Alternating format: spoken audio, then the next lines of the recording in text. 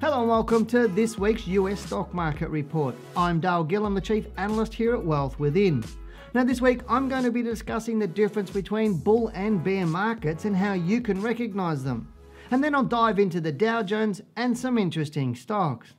Now before we jump into the report, I'd just like to mention if you have any thoughts on investing or trading, please comment below. And remember, you need to subscribe to our channel to keep up to date with new content. So let's get into the report. Now the terms bull and bear markets are often used to describe how stock markets are doing in general, whether they're rising in value or going down, and worse, what actually constitutes a bull or bear market. So what is a bull market? Well, it's generally accepted that a bull market is a market where prices are rising and expected to rise further. So what is a bear market? Well, it's generally accepted that a bear market is a market where prices are falling and are expected to fall further. Now, whilst those explanations are technically correct, they are quite broad and do not really tell you how to determine or recognise either the bull or bear market. To do this, we need to put some parameters around the definition, which I'll do in a minute. Bull and bear seem like odd names to use to describe a stock market movement for the most part, but interestingly, the terms came from the way animals attack their prey. A bull thrusts its horns up into the air, while a bear swipes its paw downwards. These actions are metaphors for the movement of a market. If the trend is up, it's a bull market. If the trend is down, it's a bear market. Bull markets typically tend to span for longer periods of time and generally have greater returns than bear markets. This is a sign of a growing economy. As you're reading my book, Accelerate Your Wealth, I discuss that generally 1/3 of the time a market is falling and 2/3 it's rising or going sideways. Now, due to the fact that bear markets are so short and sometimes quite severe, it's often difficult to get out of them in time if you're not experienced and knowledgeable. In many cases, by the time people realise they're in a bear market, the run is so severe that they start to panic sell or they become frozen in their decision making and so hold on to continue to suffer more losses. Interestingly, at this stage they do not realise that they are now much closer to the beginning of the next bull market. But given that they often panic sell, they are more likely to miss on maximising the next bull run. Remember, amateurs buy at the top and sell at the bottom. And so this alone suggests that the majority don't understand bull and bear markets. So what can you do? Well, in a bull market, investors should take advantage of rising prices through buying early and then selling later when the prices have reached their peak. During a bull market, investors can invest in more equity with higher probability of making a return. They may even want to use leverage to increase returns, as this can be a good strategy in a bull market. In a bear market, the chances of losses are greater because prices are continually losing value. Investors are far better off selling or moving capital to safer investments such as fixed income securities or cash. Leveraging during these times is highly risky. A bear market should not be confused with a correction, which is a short-term trend that has a duration of fewer than 2 to 3 months.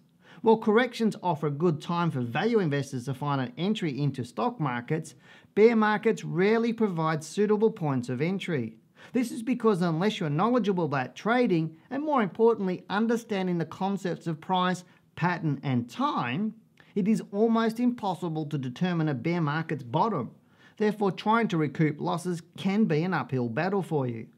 Now, a bear market is when the market falls by over 25% for a sustained period of longer than 3 months. A bull market is essentially the opposite, where the market is consistently rising for more than 3 months and 25% in price. Now, whilst these definitions are more defined, they are still general in nature rather than hard and fast rules. So let's get into the charts. Okay, looking at the screen right now, you can see a weekly chart of the Dow Jones Industrial Index. And again, it's still mucking around at this point in time. Last week, which is the week ending, if I get my pointer on it, week ending the 15th of June, or Friday the 15th of June, it closed lower. It opened at 25,336, closing at 25,090, and you can see here that that's a weak sign. Other markets around the world closed a bit higher during this, but it's doing this floating, it's just floating up, and that's really bothers me because it's not necessarily a strong signal. And if I draw it sort of using my trendline tool and do this sort of thing, generally this is a sort of a bearish signal when you see a market sort of floating up in this sort of parallel line sort of moving up here. Now, should it start to come down and break through that, then it might end up just doing a big exhaustion all the way down to this 22,320 points. Why I'm saying is it's not giving me confidence. The Dow is not showing to me that it's strong, and it's not showing to me that it's going to go up. But also not showing me that it's super weak. And that's the other point, is often people, when they look at or they see experts or they read experts thinking, so the market looks weak, a lot of times they overdo it and think, wow, the market's going to crash, it's going to fall, or it's going to be super bullish, and I'll make a zillion dollars on this sort of thing. And quite often it's out of context. And to me, whilst I don't think the market's super bullish, I don't think it's going to crash right now, but I think we might see a nice dip down and on this market. And looking at using this from this point of view, if I go down and use my little tool, down to that 38% retracement down to 22,320 points is roughly 11%. So we're not talking, well, in Australia we talk about it being sheep stations. It's not a sheep station. This is only a minor move in terms of the bigger scheme of things. So, but it will wash out a few things, and will also, if it does do that, it will give us some really good opportunities to buy some great stocks at some cheaper prices. So whilst I suggest it may happen, it may not happen, and we always need to have that what if scenario. What is it going to do? But wait on confirmation. One of the things I'll continue to say to people is trade on confirmation, not speculation. Right now, I think it's not looking strong, and it's possible it could fall away, but I need to also be prepared to go, well, where am I wrong on that? And wait for it to determine a direction. Right now, it's not really giving me some strength in determining any direction. I want to talk a little bit about some of the things that are going on at this point in time. I'm just going to bring up a chart of Disney, because it's making a bid for Fox, and you're probably seeing that in the media right now. And often when I see this sort of stuff in the media, it's talking about, well, this is going to be happening and they're going to be doing this, and there's some synergies here, X, Y, and Z, and it's 10,000 gazillion billion dollars for them to buy it, all that sort of stuff. But at the end of the day, I bring it back and go, well, what does it mean for the share price of the company bidding, and what does it mean for the share price of the company that's being taken over or being bid for?